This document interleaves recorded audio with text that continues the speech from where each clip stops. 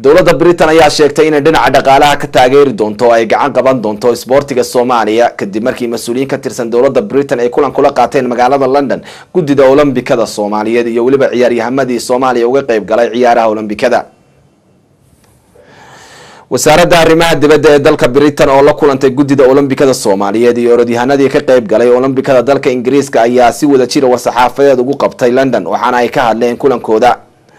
Henry Bingham oo ah wasiirka arrimaha Afrika u qaabilsan dalka Britain ayaa sheegay in dowladda Ingiriisku ay ka taageerayso isboortiga Soomaaliya waliba xagga dhaqaalaha waxaana uu soo dhaweeyay sida Soomaalidu ay ka qayb gashay ciyaaraha Olombikada ee London lagu qabtay. waxaana kaloo laga hadlay ammaanka Samsam iyo Maxamed marka ay ku laabtaan Soomaaliya sida uu noqon karo iyo sida ay u sii wadi karaan orodadooda ugana qayb qaadan karaan tababaro dheeraad ah isla markaasina dowladda Britain ayaa gacan ka siinaysa qalabka tababareed ee ay heli doonaan ciyaaryahanadaasi. dowladda Britain ayaa waxa ay sheegtay inay si weyn u soo dhaweynayso horumar dhinaca isboortiga ah oo nooc walba leh hadii ay dowladda Soomaaliya ay sameeyso iyadoo sidaas la markaasina ku boorisay dadaalka ay sameeyeen inay halkaasi ka sii wadaan ciyaaryahanada u orday Soomaaliya oo muujiyay karti iyo waliba muwaadinimo iyo waliba dadaal dheeraad xilli ay ka soo jeedaan dal aan dowladiisu caga fiican ku taagnayn.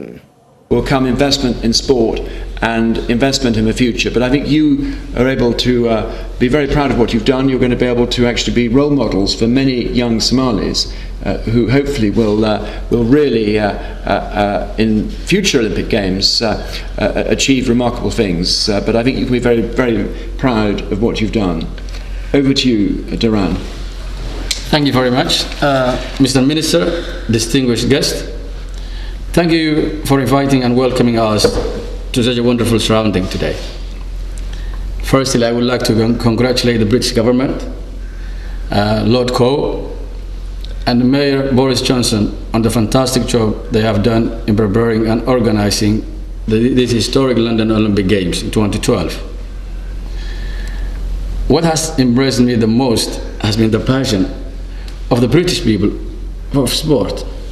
madaxa Soomaaliya Muqdisho laatii koob sano la soo dhaafay dagaal burburaya ka jiray jim fiican ma lahayn garoon fiican lagu orday ma lahayn garoonkii carraway meesha lagu ordayo jim fiican ma helaysid dhibaato aad iyo aad weyn ayaa ka jirto hadda daan laabanana orodkeena waa sii wada doonaa hadduu Ilaahay yiraahdo ma joojin doono laakiinse haddii lagu noqdo dib iyo burbur in la sii kulantida laga yaabaa haddii laakiinse meel kale tababar lagu geeyo kale in saacada hadda sameynaysa ka sii fiicnaatida laga yaabaa.